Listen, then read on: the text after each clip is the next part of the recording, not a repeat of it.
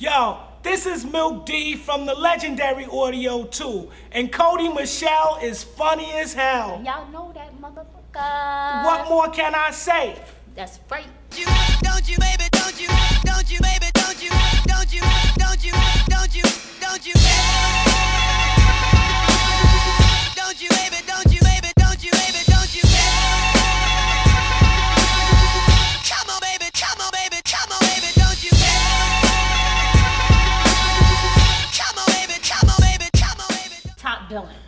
How did you even think that Top Billin, that so many people would want to sample that Not song? in my wildest dreams. Actually, when I did the song, I made it as a B-side to the A-side, which was called Make It Funky, and I really liked it, but I had no idea. Who was the first person, celebrity, to come to you and be like, you know what, I wanna sample this? Well, it was a lot of underground sampling going on, but Mary was the first big one. That was the first one where I was like, oh wow, I could get paid for this. Mary's really talented, but when I heard it, I felt honored. And to this day, I still feel honored and blessed every time.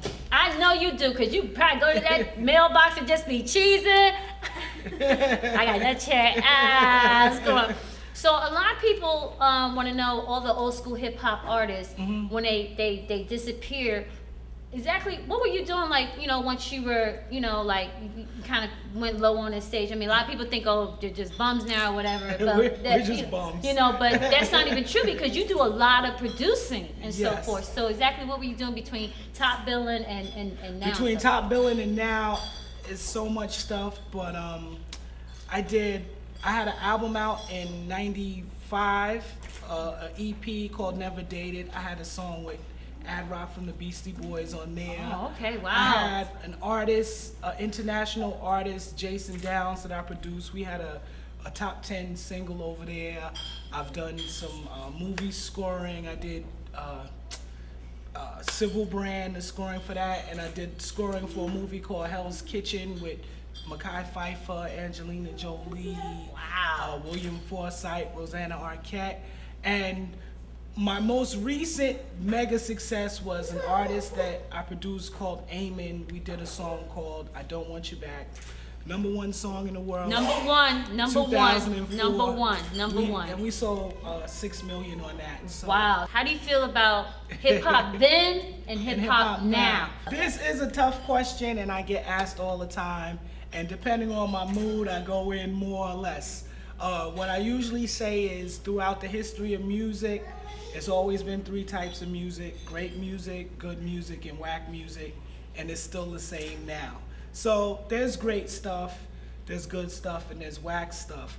I think the real question is, what gets the most exposure?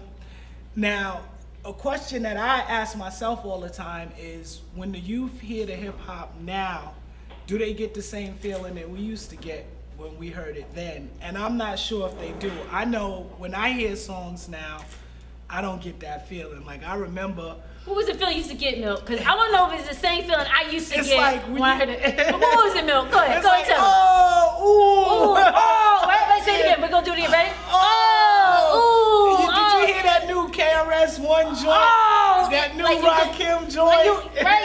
We're going to do it one more time. We say, did you? Oh, oh. That's hot. Ooh, man, I gotta get the singer, because you know I go old school, you know I got my little things on, but you know how I dress old school and stuff and like that. And that's, you're exactly right, because it's like, back then when you heard that stuff, you're like, oh my God, what in the world? Now it's kind of like, yeah, you but know, they try to say is, you know, when I say it, on the rare occasions that I do say, well, it's not the same, they say, oh, well, you're old school. And what I say to them is, yo, hip hop flows through my veins. It's a part of me. I've been listening to hip hop all my life. This is what I do. I know a good song when I hear it, and it just doesn't, a lot of them don't have that effect that anymore. effect. You know, or maybe it's just me, but I don't think it is. We can't blame it all on the artists, because the labels have a certain thing that they're looking for. Right. What we don't realize as artists is that they're not trying to develop the artists, and you know, it's more like the artists are disposable. It's like per single, they just want that hot single, and that's it, whatever they can get from it. But in the process, they're, you know, stifling the artist's creativity. That's true, and that's why a lot of artists now are having their own labels. They're doing their own. A lot of people doing their own underground thing because it's like they want to do their own thing. They don't want to be like kind of like trapped with the record companies doing everything because it sucks. But it's like if they tell you, you know, hey, you could do your own thing and who knows how much you'll make, or do what we're telling you and we'll get you the money. It's the money. That's the lure. You think that if you do what they tell you to do, that you'll get the money, and a lot of artists are getting that money. They getting I know you getting that money, Milk. Let me tell you something. Back then, females doing hip hop was like MC Lyte and Queen Latifah were doing things, but MC Lyte was the thing. It still is the thing. She's actually dropping album. She has an album coming out. Actually, I'm supposed to be interviewing her. And MC Lyte, like, how was that? How did she become a part of you guys' what we did? Yeah. Well, first of all, the best female rapper of all time. That's how I feel. Definitely. Lyte has something special that hasn't been duplicated since, and it all comes from the heart.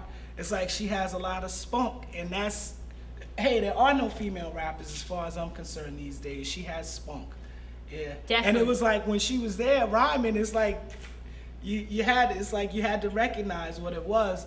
The irony or the funniest part about it is when we first started, before we started our independent label, we were shopping the music. We were shopping Top Billin and I Cram to Understand You from Lyte, and we were getting responses like, oh, Milk sounds like a girl, his voice is too high, that'll never work. And Lyte, she sounds like a boy, she's cursing. She says, shut the fuck up, that'll never work. And, you know, we had faith in it and we put it out ourselves, and you know, the rest is history. The rest is history, and it's crazy. And you had 50. Now, did 50 Cent come to you with the I Get Money? No. I mean, how did that work? Actually, they didn't come to me, and I just heard it on the radio. I have a company that handles my sample clearances, and I called them. I was like, did they clear the sample? And they was like, no, they didn't clear it. I was like, all right, well, you know, they need to clear it. And then like 2 weeks later, I found out that the clearance was in the process, and because you were actually on the I Get Money video remix. Yeah, we did a remix to it and did a video for it. You were hot, man. You still said you was doing it, man. You was up in there. I said, check out Milk, got the shades on, up in the Lambo, chilling. He's letting everybody know he still is top billing, y'all. You know what I'm saying? What can I say? Yo, this is Milk Dee from the legendary Audio 2, and Kodi Me'chele is funny as hell. Y'all know that motherfucker. What more can I say? That's right. Do you got soul?